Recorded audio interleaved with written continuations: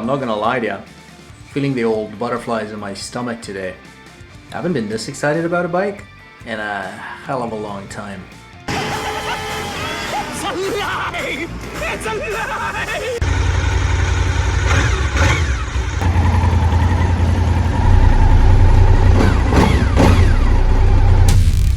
I've been vigorously eyeballing the RC51 since the Texas Tornado Nicky Hayden heyday, and to finally have one, it just boggles the mind.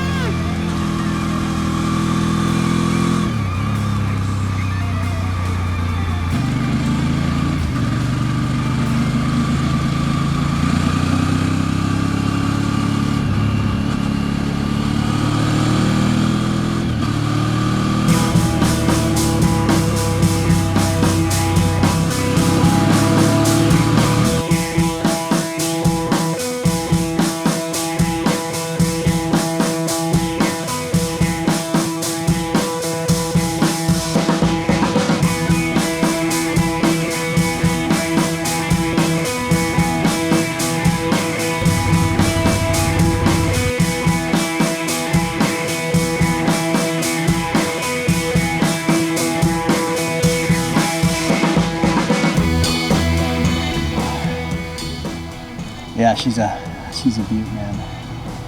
Quite stoked. The exhaust pipes are working. I can tell by the fact that my finger's burning. Say, that's a nice bike.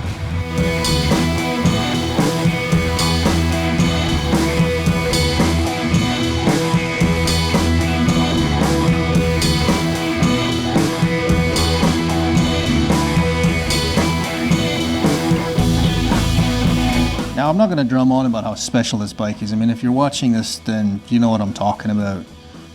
I'll reserve big words like homologation for a later video, perhaps going into details about the pedigree and heritage and why this bike is what it is. But for now, let's assume that it's pretty fucking special, man.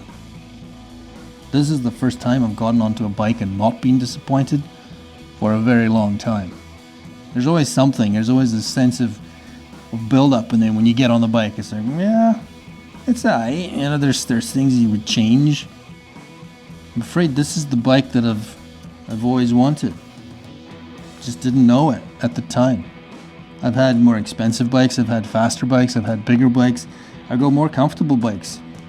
I personally love the V4. I think it's the best of both worlds. But this fucking unicorn just feels right. It's got that same weathered glove thing you get from getting onto a VFR. It seems like the bike just knows you. Maybe it's me being 5 foot whatever, or combination of ergos. But I gotta say, it doesn't seem like it wants to eat your soul or snap your wrists off at the neck. It's oddly refined for a platform that was, you know, that started off as a race bike in the SBK. I mean, then there's the torque.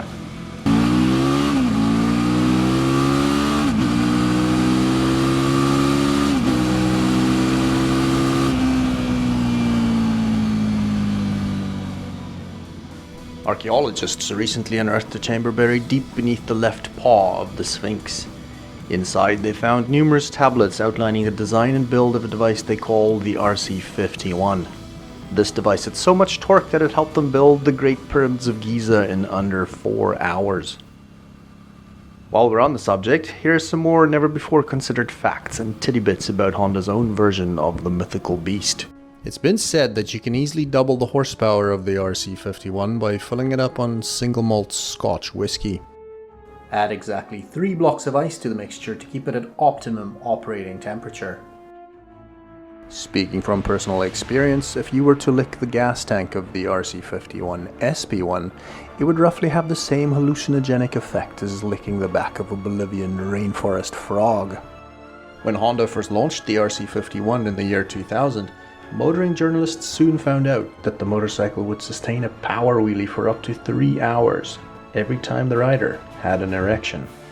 Reports recently surfaced confirming that Honda engineers restricted the power output of the RC51 to keep the motorcycle just under the speed of sound.